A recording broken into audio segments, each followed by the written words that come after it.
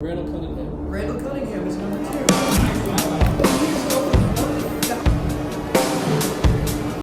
All right, let's meet the squad.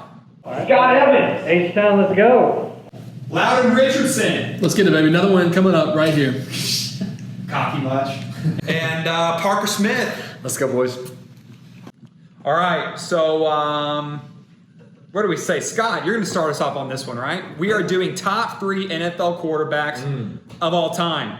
All time. All time. Easy. All right. So this one was really big for me. As somebody who grew up playing quarterback, Parker's really excited about his Bears shirt because he knows no Bears are going to be on this list ever. Man, Trubisky will be.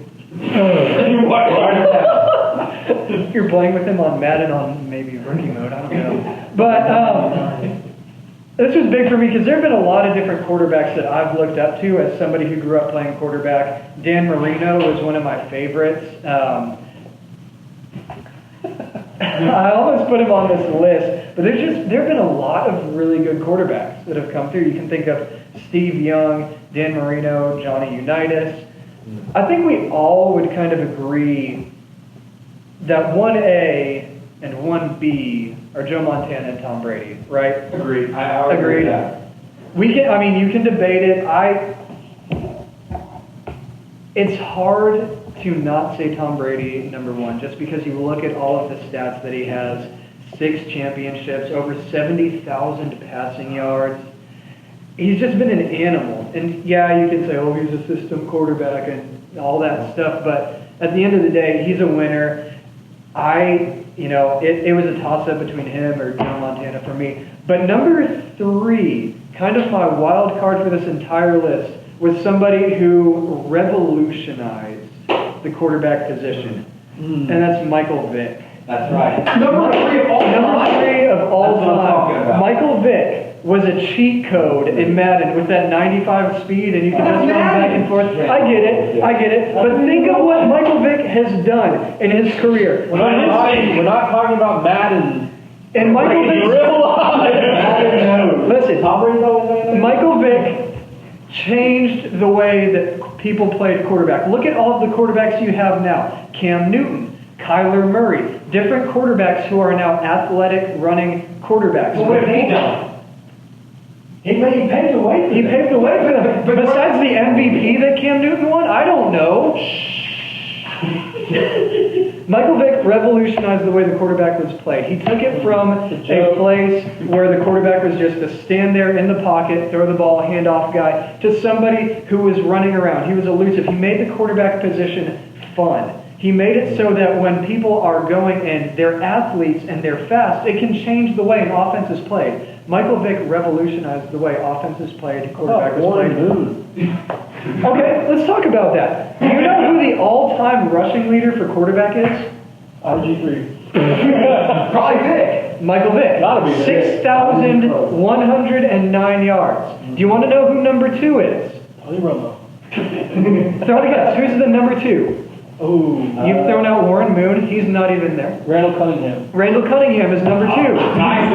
He is over 1,000 yards behind Michael Vick, and he played longer.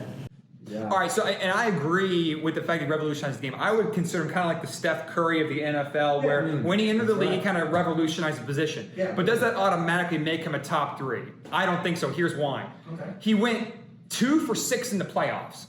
6 playoff appearances. He won 2 of those games. That's number 1. Number 2, he didn't win a championship. You say he's the greatest. Without winning a championship. I don't think you can say that. Dan Marino, and he's up there in the top 5. Not top 3. Like, I can make an argument Mike Vick maybe top 10. All right, he revolutionized the game, all-time leading rusher for a quarterback, but he went 2 for 6 in the playoffs with no championships. Based off of what Aaron's saying, Scott's going in the wrong direction after his next pick, so. So that's, I agree he revolutionized the game. I think he's the Steph Curry of the NFL, 20 years ago. I guess what was that, 10, 15, 12 years ago, whatever that was. And he changed the game for the quarterbacks. He changed the way offenses flowed. But when you get into the top 3, top 5, that's like hallowed ground kind of thing. Like that's reserved for the people that are the quarterbacks that really have the accolades. I don't think rushing yards alone is enough of an accolade to get top 3. See, But the thing is, I have the exact same list as Scott. I have Tom Brady number 1, and then Joe Montana number 2, and then Mike Vick number 3. And the reason I have Vick number 3 is because he could do it all. The versatility, especially him at his prime, I would take that over, say, a John Elway or a. Yes. You would take Mike Vick. All right, hold on. So you're in Or the Super Bowl. a Dan Marino. Am I in the You're in Super the Super Bowl? Bowl. You're picking, so you got to pick between Mike. You got John Elway or Michael Vick. You're telling me that if you had the two, you would pick Michael Vick in the Super Bowl for one game. Oh, no doubt. I mean, if you look at the stats right here, literally. I am speechless. You're talking about John Elway, who's thrown almost as many picks as he has touchdowns. 165 touchdowns to 141 picks. But he can win the big one. Not good. Oh, if he has help, who do you have with him? Shannon Sharp. Shannon Sharp. Terrell Davis. Terrell Davis. Who did Michael Vick have? Name me a receiver. Not PETA. Name me one receiver. Julio Jones.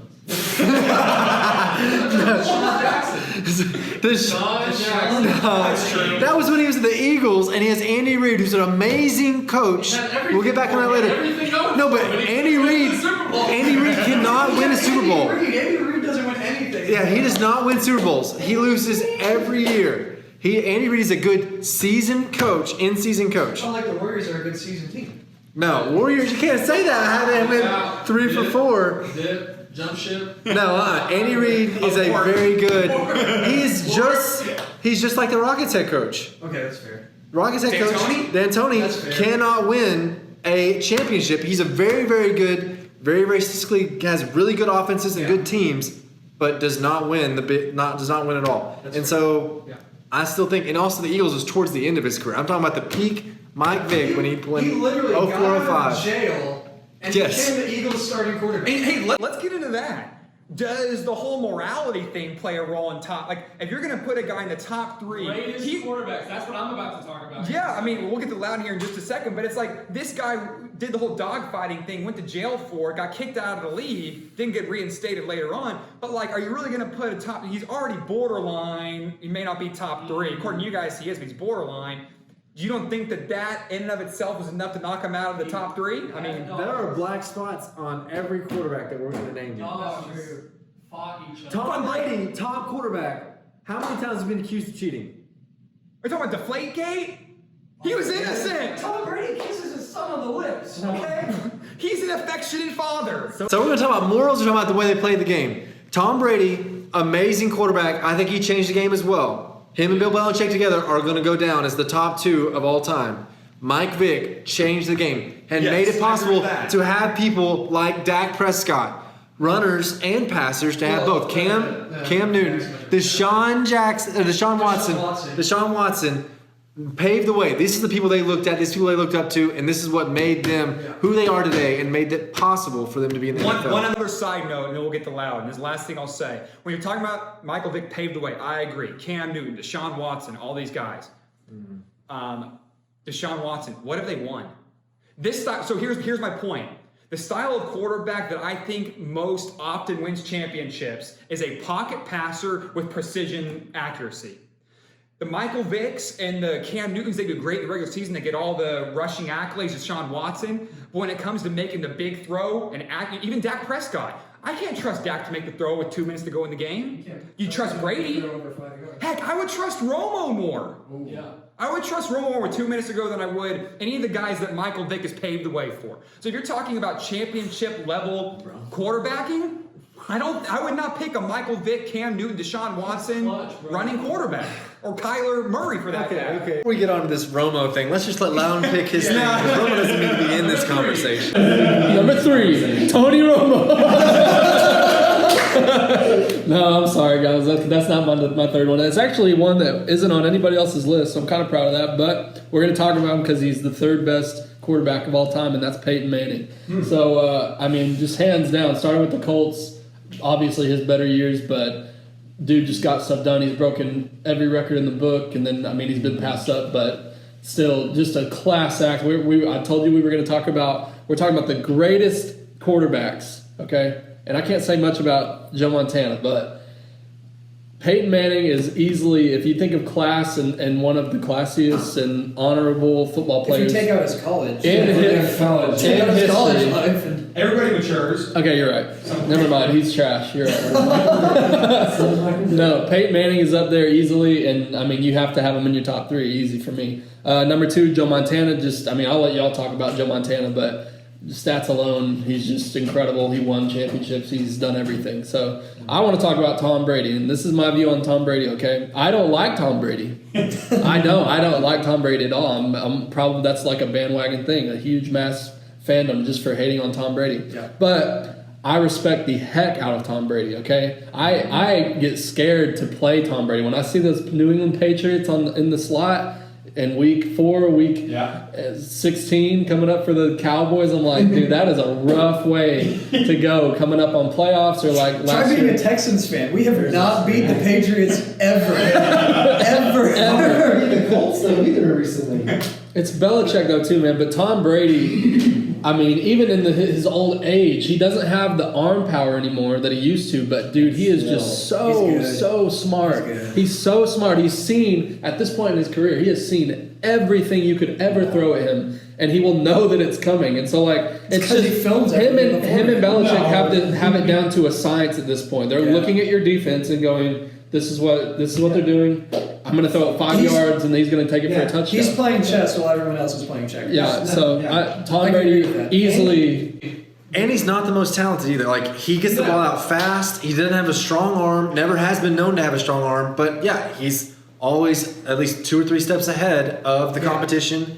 Gets the ball out fast. Doesn't take any big hits, which would be the knock on Mike Vick and running quarterbacks and things like that. Tom Brady, they're gonna get flat. But yeah, and so he's he's the gold standard of, like, he has stood the test of time. He's continuing to push time's limit and may play into his mid-40s, which is incredible to think about, impossible to think about 15 years ago. And you have to think about, like, the quarterback that he beat in his first Super Bowl, Kurt Warner. That's how long Tom Brady has been playing. He beat Kurt Warner. We're watching footage of Tom Brady playing like back in when we were like children. Like that's what it feels like when TV was like nowhere near what it looks like and right he's now. still here winning championships. It looks like it's from 60,000 years ago, and he's still on the No, but footage. he came into the league like in another century. Yeah. Like, think about that. Like in the Not in the a century, decade. century. He Came in before the 2000s. 100 years? Didn't he come in before 2000? He was drafted in like 99. Well, but 20 years. That's not a century. No. The 1900s, Okay, I get what you're not the talking about. 2000s. I get your point. Yes, a different a era. different, I get your point. century. Yes. I get your If point. you know how to do math, Sorry for them. They went to DBU, did not take math, but in the 1900s, not the 2000s. And so he's seen it all. So we've got Peyton Manning, we've got Mike Vick, number 3. It could be Dan Marino. There's a lot of quarterbacks that you could throw in here. Aaron, who did you put at number 3? Number 3, Troy Aikman. Troy Aikman. Here's the deal. Peyton Manning, it's Troy Aikman. Here's the deal. 6-time Pro Bowler, 165 touchdown passes thrown, which especially in the 90s, that's a big deal. You know, it was not the air it out kind of offense that we see now. 165 TDs, 12 seasons, 20 game-winning drives. Talk about clutch. 20 game-winning drives, 3 Super Bowls, and in the Hall of Fame. He led the Cowboys to a three-peat in the 90s. The triplets, him, Emmitt Smith, and Michael Irvin, probably 3 of the greatest Cowboys of all time. So I've got Troy Aikman number 3. I've got Joe Montana number 2, like a couple of you guys do. And then obviously Tom Brady number 1. The thing I wanted to point out with one of the reasons I put him number 1 above Montana is he was pick number 199 in the draft. Crazy. 199, and this guy now has won 6 Super Bowls. he didn't even start his entire career at Michigan. Yeah, He's going back and forth with Drew Hansen. Yeah, and now you fast forward the clock. He's about to enter his 20th season, 6 Super Bowls later. And talk about just everybody in America loves sports underdog stories. I think Tom Brady, this could be a debate for another time, but it was Tom Brady the greatest underdog story of all of sports. I think you could make that case. I mean, to pick 199, This guy's won 6 titles. You could So, make that argument based solely on that same photo of him they show every single year. The NFL draft. He's like the scrangly, like really skinny looking, ugly looking. And now kid. he's married to a supermodel. One of the things I wanted to make a point of on Aaron's list is Troy Aikman. Talks about him being clutch. He has 3-0, but look who he was carried by. He was carried by 2 other Hall of Famers. Actually 3 if you count Deion Sanders as well.